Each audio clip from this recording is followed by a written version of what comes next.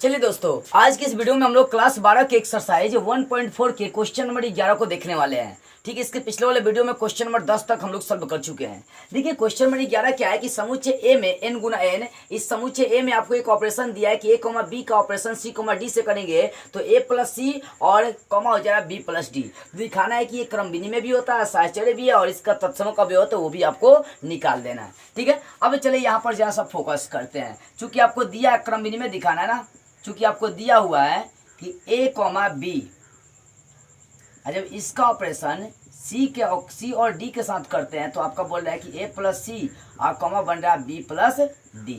अब जरा सा इसको उलट कर देखते हैं, उसको भी वैल्यू निकाल लेते हैं। यहाँ पर ये c, d पहले करते हैं तो c, d operation a, b। ठीक है, तो यहाँ पर c प्लस ए हो जाएगा, c प्लस ए और कॉमा हो जाएगा d प्लस b हो जाएगा। अब देखो c प्लस ए का मतलब वही होगा a प्लस सी और कॉमा डी प्लस बी का मतलब भी वही होगा b प्लस डी। तो यहाँ पर LHS और RHS का मान सेम है तो लिख देंगे यहाँ पर चूंकि a, b operations c, d बराबर हो जा रहा है c, d operations a, b के। अतः यह क्रम विनिमय है, मतलब यह जो संक्रिया है इस तरह से क्या है, क्रम विनिमय है। अब देखो साहचर्य दिखाना है आपको, साहचर्य तो इसमें 3 एलिमेंट्स कम से कम आपके पास होनी चाहिए। ठीक है ना, तो 3 एलिमेंट्स लेकर चलते हैं। यहाँ पर ए और बी का और बी सी और डी का उठा लेंगे तो यहाँ पर ई और एफ 2 एलिमेंट्स भी लेकर चलेंगे। यहाँ पर मान लीजिए एक और एलिमेंट्स, माना कि सी और डी जो है ना वो बिलोंग्स करते हैं किससे, समुच्चय ए से बिलोंग्स करते हैं, समुच्चय ए से। ठीक है, इसलिए LHS साइड जो है ना उठाकर चलेंगे। जब 3 एलिमेंट्स ए बी सी रहता है तो कैसे उठाते हैं ये भी मालूम है। तो यहाँ पे ए का काम ये करेगा, बी का काम ये करेगा और सी का काम ये पेयर करेगा। पेयर यहाँ पर उठाकर चलना है। ठीक है, यही आपको इस बात पर फोकस करना है। तो पेयर उठाकर चलेंगे यहाँ पर तो a, b। ठीक है, ऑपरेशन b, c तो यहाँ पर c, d उठा लेंगे और फिर operation c, d e, f यहाँ पर उठा लेंगे e, f। ठीक है, तो यहाँ पर पहले का जो 2 एलिमेंट्स है ये वाला, इसका ब्रैकेट करेंगे, इसका मान निकालते हैं। तो a, b ये a का काम करेगा, a ऑपरेशंस b, इसके अनुसार इस पर हम लोग क्रिया करते हैं। क्या है, जब इसका है तो यहाँ पहला को पहला से जोड़ेंगे, यहाँ हो जाएगा a प्लस सी और कॉमा यहाँ पर हो जाएगा b प्लस डी। इसका अंदर वाले का ऑपरेशन कर दिए, फिर बाहर ऑपरेशन से e, f। जब इसको a मान के चलेंगे, ये a और b और ये c और d होगा तो इसके अनुसार करेंगे तो ये हो जाएगा a प्लस सी और ई को जोड़ देंगे प्लस ई, यहाँ पर हो जाएगा बी प्लस डी और प्लस हो जाएगा एफ। ठीक है, LHS साइड का ये माना गया। जरा सा RHS साइड में भी इसमें गौर कर लेते हैं। तो RHS साइड में भी वही करेंगे, a, b operation C, D operation E, F उठाते हैं। तो यहाँ पर अंतिम वाले में 2 ब्रैकेट लगा देंगे। ठीक है ना, 2 अंतिम अवयव में ब्रैकेट लगा दिए। अब देखो इसको छोड़ दो, ए ऑपरेशंस बी जो कहते हो छोड़ो, यहाँ पर भी यहाँ ऑपरेशंस है तो ऑपरेशंस यहाँ पर जरा सा हम लोग क्रिया करते हैं तो यहाँ पर हो जाएगा सी प्लस ई और हो जाएगा डी प्लस एफ। अब देखो यहाँ पर पहला अवयव दूसरा अवयव, ध्यान देने वाली बातें आ रही है। ठीक है, ये ए, बी है, ए, बी इसको छोड़ दिए तो यहाँ पर पहला अवयव को सबके संग जोड़ देंगे इसके अनुसार शर्तानुसार तो हो जाएगा ए प्लस सी प्लस ई हो जाएगा। यहाँ पे ए जोड़ दिए और फिर यहाँ पर b जोड़ देंगे तो हो जाएगा b plus D plus F. तो LHS और RHS का मान देखिए, LHS और RHS का दोनों का मान सेम है। लिख देंगे यहाँ पर चूंकि a, b का जब ऑपरेशंस बना दिए किससे, c, d के साथ ऑपरेशन बना दिए, फिर इसका ऑपरेशन e, f के साथ बना दिए और इसमें पहले का 2 अवयव जो है ना ब्रैकेट में है, इज इक्वल हो जा रहा है a, b operations b operation c, d और फिर ऑपरेशंस हो जा रहा है आपका ई, एफ। यहाँ पर अंतिम वाले 2 में क्या करेंगे, महिला ब्रैकेट लगा देते हैं। तो इन दोनों का मान सेम है, अतः यह क्या है, साहचर्य।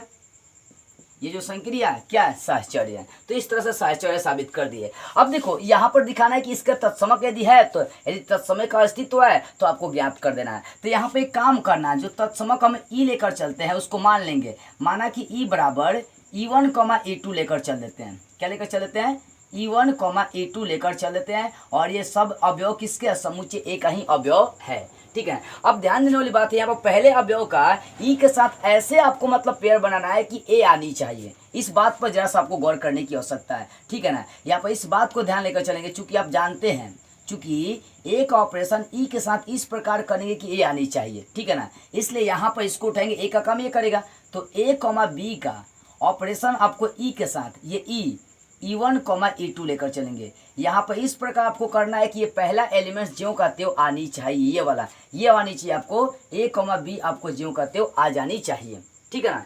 तो यहाँ पर जैसा हम लोग गौर कर देते हैं, जब ये उठाकर चलेंगे, यहाँ पर जब ये उठाकर चलेंगे A comma B operations E1 comma E2 उठाकर चलेंगे, तो इसके अनुसार आपका शर्त क्या बन जाएगा, यहाँ पर जब फॉलो करेंगे तो पहला को पहला से जोड़ेंगे तो हो जाएगा ए प्लस ई, और यहाँ पर बी को क्या है E1 हो जाएगा, अब फिर कॉमा हो जाएगा बी प्लस E2, ठीक है। अब ध्यान देने वाली बात है कि यहाँ पर E1 और E2 का ऐसा मान लेकर चलिए कि ए कॉमा बी आनी चाहिए, तो क्या यहाँ पर n में E1 का कोई ऐसा मान समूह है, n का मतलब प्राकृत संख्या में, प्राकृत संख्या 1 से स्टार्ट होती है। आप 1 रखेंगे तो a प्लस 1 हो जाएगा, यहाँ भी 1 रखेंगे तो b प्लस 1 हो जाएगा, तो आपको a कॉमा बी आनी चाहिए, मालूम है ना। जब यहाँ इसका पेयर इसके संग बनाएंगे तो a कॉमा बी आएगा, तभी जाकर कहेंगे कि वो उसका तत्समक अवयव होगा। तो यहाँ पर E1 जो है, E1 का प्राकृत संख्या में मान रखना आपको, तो प्राकृत संख्या में 1 से मान रखेंगे तो a प्लस 1 हो जाएगा, 2 रखेंगे तो a प्लस 2 हो जाएगा। यहाँ पर भी ठीक वैसे ही होगा, b प्लस 1 b प्लस 2, यानी यहाँ पर a कॉमा बी नहीं आने वाला है, ठीक है ना। यहाँ पर कोई ऐसा एलिमेंट संभव ही नहीं है प्राकृत संख्या में कि a कॉमा बी ला दे, ठीक है। यहाँ पर बातें यही लिख देंगे, चूंकि a कॉमा बी का जब पेयर बना रहे किसके संग, E1 कॉमा E2 के संग पेयर बना रहे हैं, तो ये नॉट इज इक्वल हो जा रहा है a कॉमा बी। अतः प्राकृत संख्या, अतः n में यहाँ किसी भी तत्समक का अस्तित्व नहीं है, यानी जो n जो दिया n में, यहाँ पर n में कहीं भी प्राकृत संख्या प्राकृत संख्या का अस्तित्व नहीं है। तो इस तरह से आपका 11वां क्वेश्चन क्या हो गया, क्लियर हो गया। अब देखते हैं इसका अगला क्वेश्चन 12 नंबर। अब देखिए 12 नंबर क्वेश्चन है, बोल रहा है बताना ये है कि बताइए कि कौन सा कथन सत्य और कौन सा कथन असत्य है, औचित्य भी आपको बताना है, ठीक है ना। तो 1 नंबर में दिया है कि बोल रहा है कि 1 नंबर बड़ा है कि समुच्चय n में किसी भी स्वेच्छ द्विआधारी संक्रिया के लिए दिखाना है कि इतना बराबर इतना होता है कि नहीं, सत्य और असत्य बताना है। और दूसरा में भी वही बोल रहा है कि n में ही दिखाना है कि यदि क्रम विनिमय है तो इतना बराबर आपको इतना साबित कर देना है, ठीक है, सत्य और असत्य बताना है। तो चलिए यहाँ पर मान लीजिए 2 एलिमेंट्स लेकर चलते हैं। मान लीजिए यहाँ पर माना कि कोई आपके पास संक्रिया यहाँ पर है, ठीक है ना। माना कि कोई मेरे पास संक्रिया है और उस संक्रिया को a प्लस बी लेकर चले, चाहे a माइनस बी, चाहे a गुना बी, चाहे a भागे बी लेकर चलिए, ठीक है ना। मतलब जोड़ घटाव गुना भाग किसी पर आप इसको द्विआधारी संक्रिया लेकर चलिए, ठीक है। और यहाँ पर एक काम करिए, प्राकृत संख्या से संबंधित चलना है, तो a का मान लीजिए 3 उठा लिए, b का भी मान 3 उठा लिए, तो इसके अनुसार सजाएंगे तो यहाँ पर हो जाएगा 3 ऑपरेशंस 3 ऑपरेशंस 3, तो यहाँ पर दोनों को जोड़ना पड़ेगा, 3 प्लस 3, 3 प्लस क्या हो गया 3 हो गया, 3 प्लस 3, 3 प्लस 3 कितना हो गया 6। अब ध्यान देने वाली बात है कि यहाँ पर सेम अवयव उठाकर चलना था, तो यहाँ भी सेम उठा लिए, तो सेम अवयव उठाने पर सेम आनी चाहिए, ए उठा लिए तो ए आनी चाहिए, यहाँ पर 3 उठा लिए तो 3 आनी चाहिए, लेकिन यहाँ पर इज नॉट इज इक्वल क्या हो जा रहा है 3 आ रहा है, ये 3 के बराबर नहीं है, ठीक है ना, पहले अवयव के बराबर आपका नहीं है, यानी यहाँ पर लिख देंगे इज नॉट इज इक्वल ए है, तो ठीक है ना। यहाँ पर लिख देंगे चूंकि लिख देंगे इसलिए यह जो कथन है असत्य है। क्यों असत्य है, क्योंकि इस द्विआधारी संक्रिया में ए का ए के साथ ऑपरेशन करेंगे तो ए नहीं आएगा आपका, ठीक है ना। कोई भी द्विआधारी संक्रिया उठाइए, जोड़ का चाहे घटाव का चाहे गुना का या भाग का, या घटाव भी करेंगे तो 3 में से 3 घटाएंगे 0, आपको जबकि 3 ही लाना है, तो 3 और 3 जैसे मान लो 2 और 2 उठाएंगे तो 2 आनी चाहिए, ठीक है ना, लेकिन जोड़ पर करेंगे तो 4 आएगा, घटाव पर करेंगे तो 0 आ जाएगा, ठीक है ना। तो इस प्रकार का ऑपरेशन ले लिया मैंने, और 3 मान लिया, ए का अवयव 3 और बी का भी अवयव 3 ले लिया, तो दोनों को जोड़ना पड़ेगा, 3 6 हो जाएगा, और जबकि 6 ए से बिलोंग्स नहीं करेगा, इसलिए कथन असत्य है। यहाँ पर बोल रहा है कि यदि ये क्रम विनिमय है तो दिखाना है कि इतना बराबर इतना। इसका LHS साइड जैसा उठाकर चलते हैं, LHS साइड है ए ऑपरेशन बी ऑपरेशन सी और इसमें बी और सी का ब्रैकेट है, ठीक है ना। अब ध्यान देने वाली बात है कि ए ऑपरेशन, यहाँ पर देखो ये ए और इसको बी मानेंगे, ए और बी मानेंगे तो ये दोनों क्या है, क्रम विनिमय है। तो क्रम विनिमय है तो ये जो पैसा है ना पलट जाएगा, ये पहले चलाएगा, ए इधर चलाएगा। क्रम विनिमय आप पढ़े है ना कि ए ऑपरेशन बी है तो उसको लिख सकते हैं बी ऑपरेशन ए लिख सकते हैं। तो यदि ये क्रम विनिमय है तो यहाँ पर लिख देंगे बी ऑपरेशन सी और ऑपरेशन हो जाएगा ए, ठीक है ना। अब मान लो कि बी और सी, बी तो क्रम विनिमय है ना, यहाँ पर टोटल क्रम विनिमय दिया था, तो बी और सी क्रम विनिमय है, तो बी और सी है तो इसको ऐसे भी लिख सकते हैं सी ऑपरेशन बी और बाहर है ऑपरेशन ए। तो देखने को मिली एलएचएस उठा लिए तो आपका आरएचएस क्या हो जा रहा है, आरएचएस आ गया। अतः यह जो कथन है वो क्या है, सत्य है। तो इस तरह से आपका क्वेश्चन नंबर 12 क्या हो गया, सॉल्व हो गया। अब देखते हैं इसका अंतिम क्वेश्चन 13 नंबर। अब देखिए प्रश्न नंबर 13 क्या है, बोल रहा है कि ए ऑपरेशन बी एन में, मतलब प्राकृत संख्या में दिया ए ऑपरेशन बी का मान ए क्यू और बी क्यू दिया है प्लस में, तो दिखाना है कि इनमें से कौन सा कथन सही है। आपका ये ऑब्जेक्टिव क्वेश्चन है, 4 ऑप्शन भी दिया है, यहाँ पर क्रम विनिमय और साहचर्य इसको चेक कर लेते हैं। तो सबसे पहले ए ऑपरेशन बी दिया, तो यह ए ऑपरेशन बी दिया तो ए क्यू बी क्यू हो गया, तो यहाँ पर बी क्यू को पहले लिख देते हैं, बी क्यू अब प्लस हो जाएगा ए क्यू, जोड़ में आप लिख सकते हैं। तो पहले बी आ गया तो इसके अनुसार हो जाएगा बी ऑपरेशन ए।